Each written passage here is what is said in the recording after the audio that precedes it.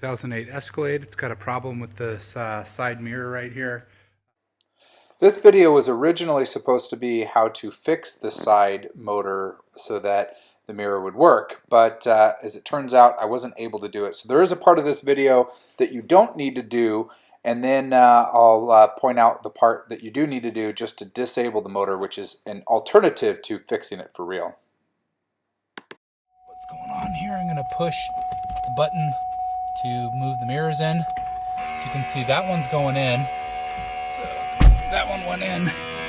This one is just making a horrible noise, not going in. I'm going to push it to go back out.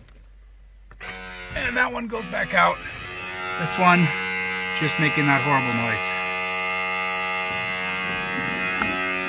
Which, yeah, stops after a few seconds, but that is not working. Get this off. So let's see if I can figure out how to do that. Yeah, that just popped right off. Okay, so this guy just pops right off of there. Now I'm going to pull the little insulation pad out of there, and like so.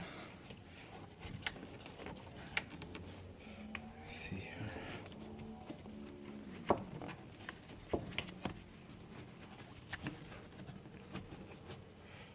There we go. Insulation pad pulled out, and I can see.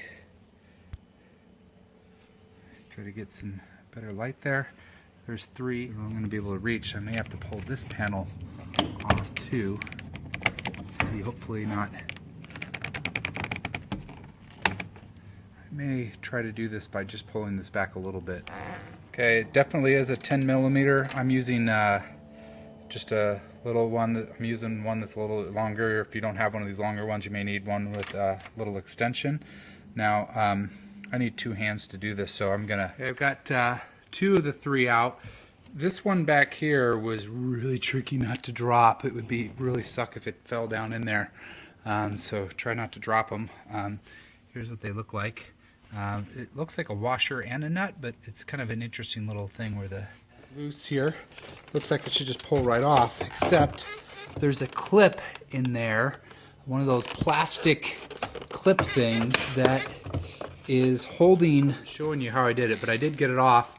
You can see that plastic clip right there. That was what was holding it on. I really didn't even break it. Once I applied pressure, just put a screwdriver in there, gave it a little pressure, and it popped, and didn't even break it. So didn't have to break it off, just had to apply the right amount of pressure.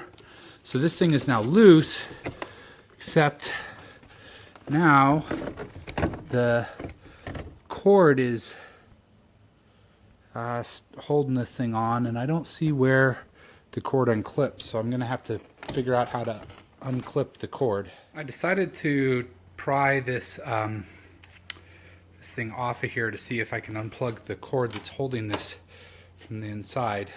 So I just took a screwdriver in right here and pried it open here, here, came kind of all the way up, and then this thing, this back housing is kind of came loose off of there. As you can see, it came loose. So this thing's opening up. See what we got inside of there. May have been able to take this off without even undoing the bolts or anything. Okay, so now got that thing just hanging by that cord, which I could unplug if I wanted to. I don't think I'll just leave it hang there for a second while I study this. See what we got. Oh, by the way, I did still have the two screws out, but I screwed one back in just to give this thing a little bit of support while I monkey around with it.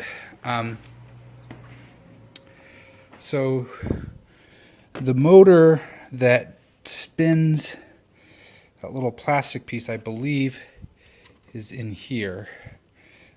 This is the motor that moves the mirror in and out, up and down, you know, to reposition when you're driving. But the folding mirror is the thing that's broken, and I believe that's this motor. The motor itself is fine. I'm imagining that there's a plastic gear in there that is broken, that makes this thing move back and forth on its axis. So I see the wires from from in there are kind of coming up right here and going into the different compartments and pieces, but really it's not set up like a clip style. I can't just unclip it and take this thing off. I've just got, I don't want to cut the wires and then have to splice them all back together. Okay, I'm going to pretty much give up on this because the wiring that goes here goes down through, and there is no clip. The only way that I could get this whole unit off of here is if I was willing to cut the wire. I'd cut it at the other side and then splice it all back together again when I was done. That is really irritating. I've seen videos on YouTube where there's a clip that people unclip. Why this one doesn't have a clip and it's just one straight wire, I don't know. It really irritates me, but what I'm going to do is this is the plug right here that goes into this motor, and this is the motor right here that spins that moves this this case. I'm going to just leave it unclipped. I'm going to put it back together again with that unclipped, and then we can use the button because the other mirror works. That way when we're in the car we can at least you know, bring the other mirror in and out. This mirror will just stay in the open position. Now for the demonstration.